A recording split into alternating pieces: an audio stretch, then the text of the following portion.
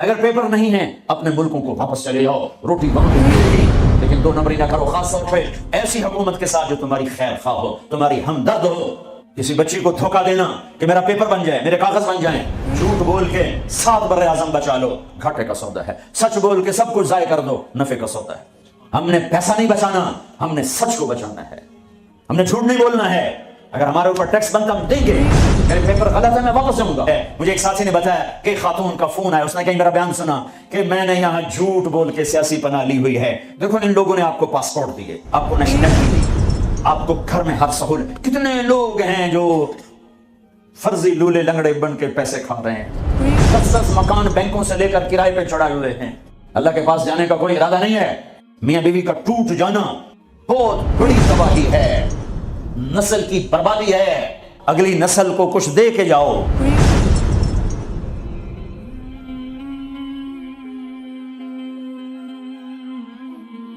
میرے نبی نے فرمایا میرا امتی ہر گناہ کر سکتا ہے، ایک جھوٹ نہ بولے گا، ایک دھوکہ نہ دے گا۔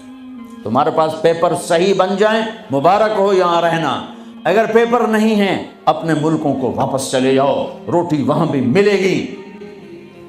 اللہ سویا نہیں ہے، خزانے ختم نہیں ہیں، جہاں رہو گے اللہ رزق پہنچائے گا، لیکن دو نمبری نہ کرو، خاص طور پہ ایسی حکومت کے ساتھ جو تمہاری خیر خواہ ہو، تمہاری ہمدرد ہو۔ مسلمان جھوٹ نہیں بولتا ہے۔ کسی بچی کو دھوکہ دینا کہ میرا پیپر بن جائے، میرے کاغذ بن جائیں، ٹیکس بچانے کے لیے جھوٹ بولنا، کتنے پیسے بچا لو گے؟ جھوٹ بول کے 7 بر اعظم بچا لو، گھاٹے کا سودا ہے۔ سچ بول کے سب کچھ ضائع کر دو، نفع کا سودا ہے۔ یزید 3 بر اعظم کی حکومت چھوڑ کے مرا، 3 بر اعظم کی حکومت چھوڑ کے مرا۔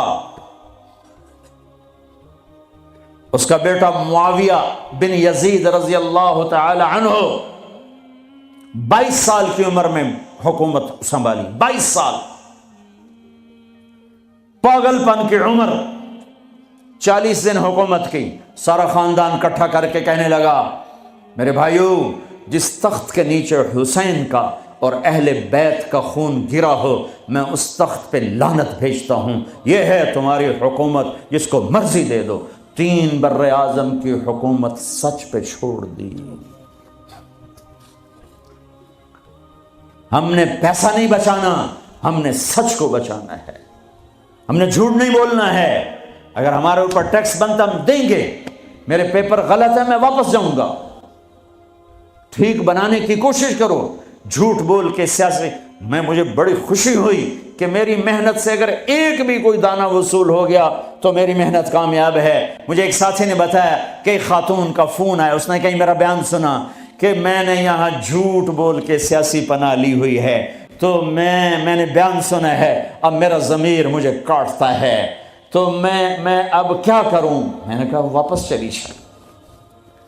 مسلمان جھوٹ نہیں بولتا ہے، مسلمان دھوکہ نہیں دیتا ہے، مسلمان فراڈ نہیں کرتا ہے۔ ایک معاملہ اللہ کے ساتھ ہے، ایک اللہ کے بندوں کے ساتھ ہے۔ اللہ کے ساتھ معاملہ اس میں آسانی ہے، اللہ کے بندوں کے ساتھ معاملہ بہت ٹائٹ ہے، بہت ٹائٹ ہے۔ میرے بھائیو، دیکھو ان لوگوں نے آپ کو پاسپورٹ دیے، آپ کو نیشنلٹی دی، آپ کو گھر میں ہر سہولت۔ کتنے لوگ ہیں جو فرضی لولے لنگڑے بن کے پیسے کھا رہے ہیں، فرضی لڑائیاں پیپر بنا کے کونسل سے مکان لے رہے ہیں۔ میں بڑے درد سے یہ باتیں کہہ رہا ہوں۔ 10 مکان بینکوں سے لے کر کرائے پہ چڑھائے ہوئے ہیں۔ مرنے کا کوئی ارادہ نہیں ہے، اللہ کے پاس جانے کا کوئی ارادہ نہیں ہے، تو پھر ایک سچ کے ساتھی بنوں، سچ کے ساتھی بنوں، سچ کے ساتھی بن۔ بازار کا دین سچائی، بازار کا دین صحیح طول، آفس کا دین دیانتداری۔ تمہاری اللہ کی قسم ایک سچے بول پر 7 زمین آسمان قربان کیے جا سکتے، ایک سچے بول پر پوری دنیا کو لات ماری جا سکتی ہے۔ یہ راستہ میرے نبی کا بتایا ہوا ہے۔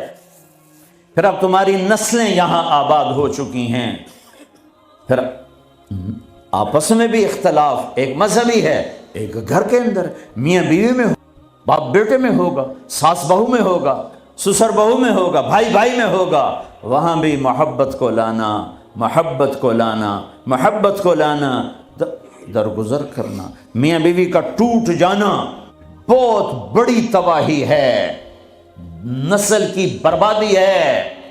برداشت کر لو، برداشت کرو۔ عورتیں خاوند کو برداشت کریں، خاوند بیویوں کو برداشت کریں، ماں باپ اولاد کو برداشت کریں، اولاد ماں باپ کو برداشت کریں۔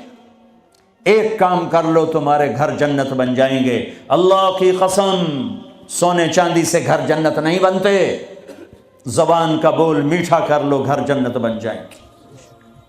زبان کا بول میٹھا کر لو، بیوی کے لیے بول میٹھا کر دو، بیوی خاوند کے لیے بول میٹھا کر دے۔ یہ نہیں کہ کڑواہٹ نہیں آئے گی، برداشت، درگزر کرو، درگزر کرو۔ تھوڑی دیر کے لیے زبان کو روک لو، اللہ تمہارے سینے کو نور سے بھر دے گا، تمہارے دل کو محبتوں سے بھر دے گا۔ حضرت لقمان علیہ السلام کا فرمان ہے، بیٹا میں چپ رہنے پہ مجھے کبھی افسوس نہیں ہوا، مجھے جب بھی افسوس ہوا اپنے بولنے پر ہوا ہے۔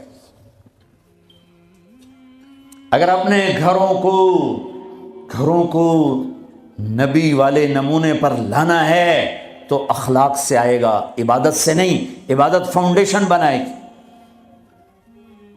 تو ہمارے ہاں کہتے ہیں بھئی ہر گھر میں ایک کمرہ بناؤ جس میں مصلی بچھاؤ اور جس میں قرآن رکھو، جس میں حدیث کی قرآن کی کتابیں رکھو، فضائل اعمال رکھو، پھر اس میں سارے مل کر نماز پڑھو، مل کے تعلیم کرو۔ اس سے گھر میں نبی والی معاشرت آئے گی؟ نہیں آئے گی۔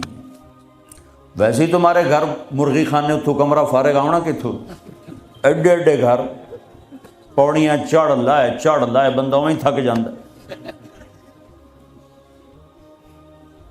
ہاں تم میرے نبی والی محبت گھر میں لاؤ، تمہارے گھر میں نبی والی معاشرت زندہ ہو جائے گی۔ نبوت والے اخلاق سے گھروں میں دین آئے گا، عبادات سے بنیاد بنے گی۔ بنیاد کا بغیر تو گھر بن نہیں سکتا۔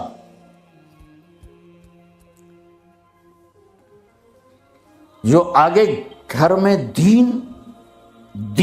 دینی معاشرت، وہ ایک دوسرے کو برداشت کرنا، ایک دوسرے کے ساتھ درگزر کا معاملہ، ایک دوسرے سے اظہار محبت۔ ہے اللہ کی میں قربان جاؤں، اور میرا نبی کیسے سمجھائے کہ تزینوا لنسائکم، اپنی بیویوں کے لیے زیب و زینت اختیار کیا کرو۔ اور میرا نبی گھر کی زندگی کیا سمجھائے، سبحان اللہ، کہ بیویوں کے لیے اچھا لباس پہنو،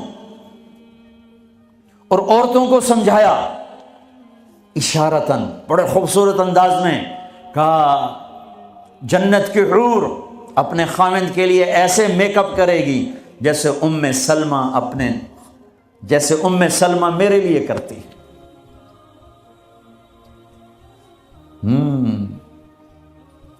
لباس بھی اچھا، بول بھی اچھا، محبت کی نظر ہو، نفرت کی نظر نہ ہو، نظر پورا پیغام۔ معصوم بچہ اس کو ایسے دیکھو تو وہ رونے لگ جائے گا، اس کو یوں دیکھو تو ہنسنے لگ جائے گا۔ نظر میں اتنی طاقت ہے۔ نظروں کو محبت سے بھر دو، زبان کو مٹھاس سے بھر دو، تمہارے گھر نبی والی معاشرت زندہ ہو جائے گی، تمہارے گھروں میں دین زندہ ہو جائے گا۔ طنز نہ کرنا، تانا نہ دینا۔ میں اپنے نبی والی معاشرت قائم کرو، اپنے نبی والی معاشرت قائم کرو، محبت ہو، سچائی ہو، الفت ہو، درگزر ہو، معاف کرنا ہو، طلاق سے بچو، جھوٹی شادیاں نہ کرو، پیپر کی شادیاں نہ کرو، اللہ کے واسطے یہ دھوکہ نہ دو، حکومت کو دھوکہ نہ دو، لولے لنگڑے بن کے ان سے پیسے نہ وصول کرو، کل اللہ پوچھے گا۔ میں ہر جگہ یہ واقعہ سنایا ہے، احسان دانش کی کتاب ہے اپنی اس کی زندگی پر، وہ میں نے پڑھی، بہت خوبصورت کتاب ہے۔ اس میں ایک واقعہ لکھا ہے کہ دلی میں ایک جیب کترا تھا، اس کے چیلے شام کو کمائی لاتے تھے، ایک دن ایک چیلا 2 روپے لے کر آیا تو اس نے اس کو ڈانٹا، سارے دن میں 2 روپے؟ کہیں استاد جی آج بہت پیسہ، بہت مال بنایا تھا۔ یہ وہ دور ہے جب انگریز کی حکومت تھی۔ آج ایک گورے کی جیب کاٹی، بڑے پیسے تھے، میں 4 قدم چلا تو مجھے خیال آیا اگر قیامت کے دن عیسیٰ علیہ السلام نے میرے نبی کو گلہ دے دیا کہ آپ کی امتی نے میرے امتی کی جیب کاٹی تھی، تو میرے نبی کو کتنا شرمندہ ہونا پڑے گا میری وجہ سے، تو میں اس کو واپس کر کے آیا ہوں۔ تو اس نے اس کو 10 روپے نکال کے دیے کہ بیٹا یہ تیرا آج کا انعام ہے۔ دیکھو اللہ کے واسطے، کہیں عیسیٰ علیہ السلام نے گلہ دے دیا تمہاری وجہ سے میرے نبی کو گلہ پڑا تو پھر کہیں چھپنے کی جگہ پہلے ڈھونڈ لو۔ اگر اپنے حبیب کو گلے سے بچانا چاہتے ہو، دھوکہ چھوڑ دو، جھوٹ چھوڑ دو، ٹیکس کی چوری چھوڑ دو، فراڈ چھوڑ دو، غلط پیپر بنانے چھوڑ دو۔ اب تمہاری نسلیں یہاں آباد ہیں جن کے پاس برٹش پاسپورٹ ہیں، اسے اپنا دیش سمجھو، اپنی نسلوں کے لیے سوچو، اپنے اسکول بناؤ، اپنے مدرسے بناؤ، بڑی مسجدیں بناؤ، اگلی نسل کو کچھ دے کے جاؤ۔